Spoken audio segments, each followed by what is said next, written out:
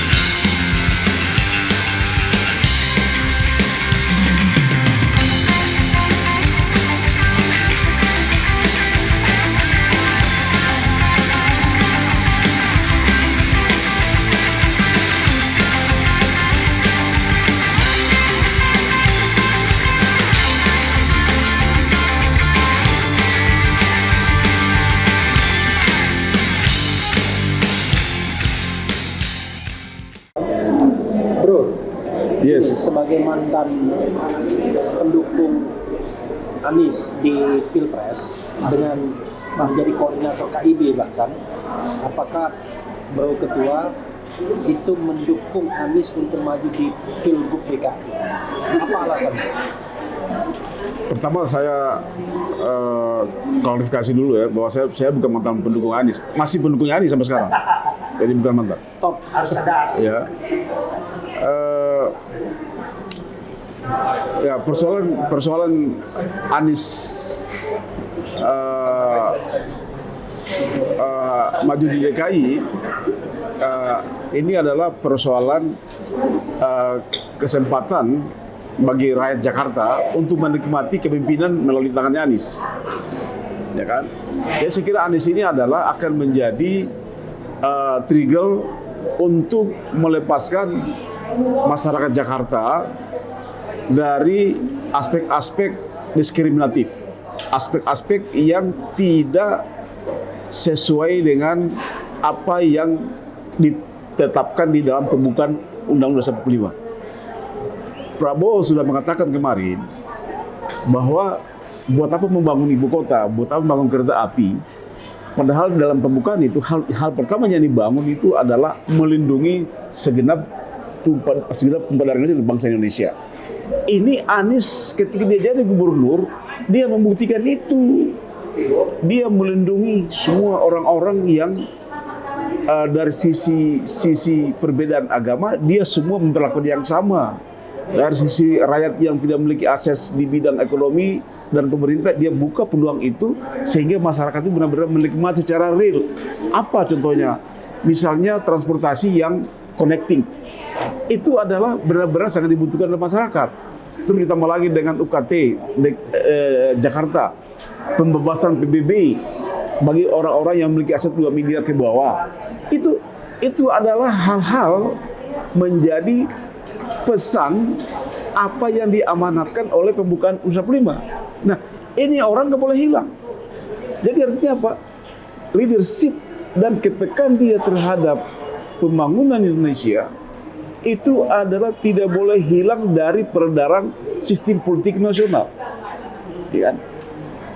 Saya juga melihat bahwa Prabowo tanpa Anies, ya, maka Prabowo kesulitan untuk merealisasikan program-program kepresidennya.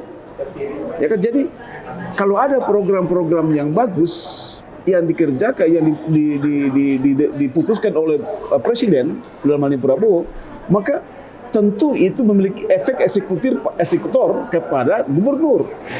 Nah, oleh karena itu pemimpin, Anies akan menjadi gubernur yang terbaik untuk merealisasikan atau eksekusi program-program Prabowo. Itu. Jadi artinya ini ada sinergi.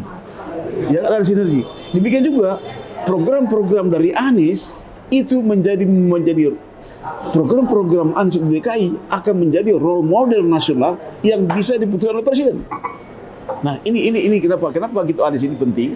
Jadi saya kira Anies ini adalah bukan lagi sekarang bertarung antara Prabowo dengan Anies, tapi adalah simetri dan kemitraan yang saling mengisi. Ya kan? Ini tujuan. Sehingga Anies itu tidak boleh hilang. Harus Anies ada di pentas politik untuk membackup program-program yang dikerjakan oleh Prabowo yang disekusi oleh Anies. Itu berarti. Bro, Ketua yakin bahwa nanti Anies akan smooth komunikasi dan eksekusi programnya ketika terpilih dan Prabowo menjadi presiden. Saya sangat yakin, karena kalau kita lihat, misalnya program Prabowo dulu namanya program Revolusi Putih atau program makan gratis, itu kan Anies di DKI sudah direalisasikan. Ya, jadi ini benar-benar akan menjadi sinergitas yang kuat dan bisa menjadi lokomotif ya pembangunan di model nasional melalui apa yang dikerjakan oleh Anies di DKI. Nah, ini. Jadi artinya bahwa Anies ini harus tampil sebagai eksekutor program-program pembangunan yang dicanangkan oleh Presiden Prabowo yang akan datang. Nah, ini pentingnya Anies. Nah, karena apa? Karena Prabowo tidak memiliki orang yang mampu menerjemahkan, mengeksekusi program-program yang dicanangkan oleh Prabowo. Ya, ini pentingnya. Kalau keraguan bahwa Anies akan dicurangi lagi bagaimana, Bro? Saya kira tidak kecurangan itu pasti, percobaan kecurangan pasti tetap ada. Tapi saya kira kecurangan beda dengan di tingkat nasional. Kalau DKI ini tentu adalah kelas masyarakat itu kelas menengah ke atas lebih banyak, sehingga kecurangan itu tidak berefek terhadap Anies Baswedan. Kita bisa melihat itu ketika 2014 ketika Anies ikut Pilgub 2016 itu ketika Anies dikelola kan, Luhut turun, Ibu Mega turun, Jokowi turun, semua turun kekuatan itu kan, Sembilan Naga turun, Anies tetap menang. Jadi artinya memang tipis kemungkinannya untuk berbuat curang di DKI. Oke. Closing statement, Bro, untuk partai politik yang sampai saat ini kelihatannya belum bisa memutuskan secara bulat, dan untuk pendukung yang sudah mulai bergerak.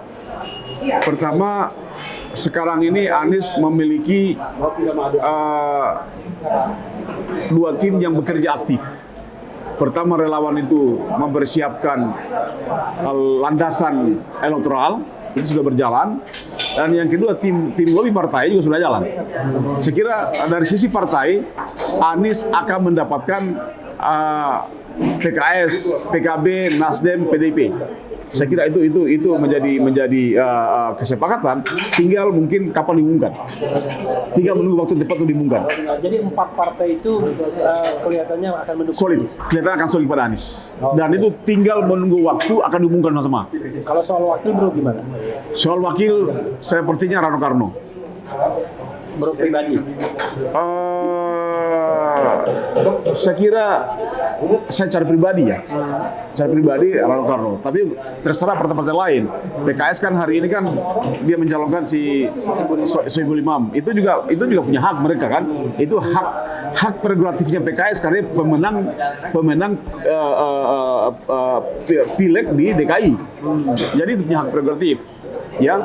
Jadi tapi kan ini semua harus dikompromikan. Nah, ini saya kira adalah kedepannya ini akan lebih banyak pada tahap kompromi. Ya, tahap kompromi untuk dalam konteks memutuskan siapa wakilnya. Saya kira ini. Oke, Bro, thank you very much. Oke, thanks very much. Harapannya terhadap partai pendukung yang sekarang ini masih belum jelas, plus wakilnya seperti apa? Silakan. Oh ya, yang pertama saya sebagai pendukung Anies di Pilpres. Jadi kalau melihat kontestasi pilkada di depan mata yang akan dilaksanakan sebentar lagi di bulan Oktober, yang dimana proses administrasi pendaftarannya itu di bulan Agustus, khususnya pilkada Jakarta, ya. Jadi tidak ada alasan bagi saya pribadi untuk tidak mendukung lagi Mas Anies untuk kembali memimpin Jakarta. Jadi alasannya kenapa mendukung Mas Anies untuk memimpin kembali Jakarta. Jadi kita berharap Mas Anies bisa menuntaskan pembangunan yang sudah dilakukan di Jakarta. Banyak hal yang dilakukan oleh Mas Anies. Jadi tidak hanya menduplikasi apa yang dilakukan oleh gubernur-gubernur sebelumnya, tapi menurut saya sebagai warga Jakarta yang berKTP Jakarta, menganggap apa yang dilakukan oleh Mas Anies 5 tahun dari 2017 sampai dengan 2022 itu adalah suatu hal yang baru. Nah, di mana keterbaruan yang dilakukan oleh Mas Anies? Yang pertama adalah lahirnya sebuah gagasan besar, Jakarta dijadikan sebagai kota kolaborasi. Nah, ini adalah sebuah kata ya bisa memantik kesadaran orang bahwa membangun Jakarta itu tidak bisa dilakukan oleh satu orang, tapi membangun Jakarta itu dilakukan oleh banyak orang, banyak komponen masyarakat, banyak suku bangsa yang ada di Jakarta ini. Jadi karena Jakarta ini adalah miniatur Indonesia, itu yang pertama. Keterbaruan yang dilakukan oleh Mas Anies. Yang kedua, ada hal yang menarik yang dilakukan oleh Mas Anies, mengangkat tema ruang ketiga. Nah, ruang ketiga ini adalah suatu hal yang terbarukan yang dilakukan oleh Mas Anies. Jadi menjadikan konsep membuat taman, banyak sekali taman kota yang dibangun oleh Mas Anies, ya kan, selama beliau memimpin 5 tahun. Nah, taman kota yang dibangun oleh Mas Anies itu mengangkat tema besarnya itu adalah sebagai ruang ketiga. Nah, ruang ketiga ini adalah suatu hal yang baru bagi kita, suatu hal yang baru tidak hanya bagi Jakarta, tapi itu suatu hal yang baru bagi Indonesia. Nah, karena sesungguhnya filosofi dari ruang ketiga itu adalah taman itu sebagai tempat orang untuk berkumpul, ya kan. Jadi semua strata sosial ya bisa berkumpul dalam satu tempat itu. Jadi artinya mereka bertetangga, ya kan, bisa mengisi waktu ya di taman yang representatif. Misalnya bisa kita lihat misalnya Tebet Eco Park ya, segala macam, ya kan. Dan itu tidak hanya bermanfaat bagi orang Jakarta, tapi ada juga orang yang di luar Jakarta pun datang untuk melihat ini. Dan konsep orang ketiga, konsep ruang ketiga itu suatu hal yang baru yang dilakukan oleh Mas Anies. Nah, terus yang ketiga, yang paling penting adalah Mas Anies mampu mengintegrasikan transportasi Jakarta.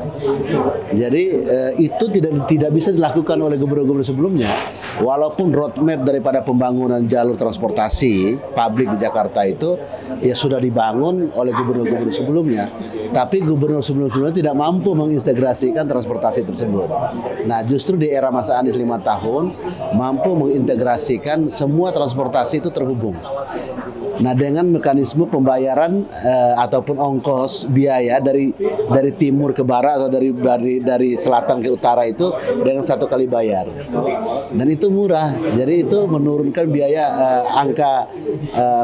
biaya hidup daripada masyarakat. Itu efektif sekali. Nah, saya berharap kenapa Mas Anies penting untuk kembali menjadi gubernur Jakarta, supaya bisa melanjutkan mengintegrasikan semua transportasi. Saya anggap bahwa ini belum tuntas 100%. Jadi mungkin bisa menambah rute-rute baru sehingga moda transportasi yang ada di Jakarta itu bisa disentuh oleh transportasi publik.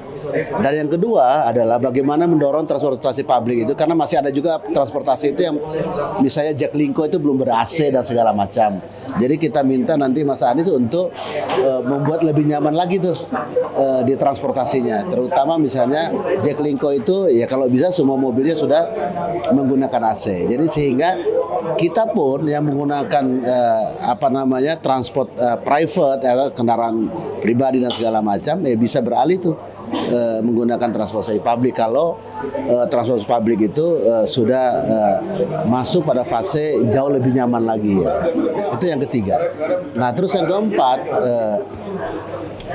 Jakarta harus dipimpin, ya kan, oleh orang sekelas Mas Anies. Jadi saya melihat hari ini belum ada satu calon pun yang memiliki kualifikasi yang dimiliki oleh Mas Anies, ya kan. Jadi dua hal yang berbeda, persoalan Mas Anies gagal maju presiden, ya kan. Jadi ya pengabdian itu bisa di mana saja, dan kita berharap Mas Anies bisa melanjutkan kembali untuk memimpin Jakarta di 5 tahun yang akan datang. Jadi itulah gambaran umum daripada kenapa saya secara pribadi, ya kan, masih konsisten untuk mendukung Mas Anies untuk maju sebagai calon gubernur nanti di 2024-2029 yang akan datang.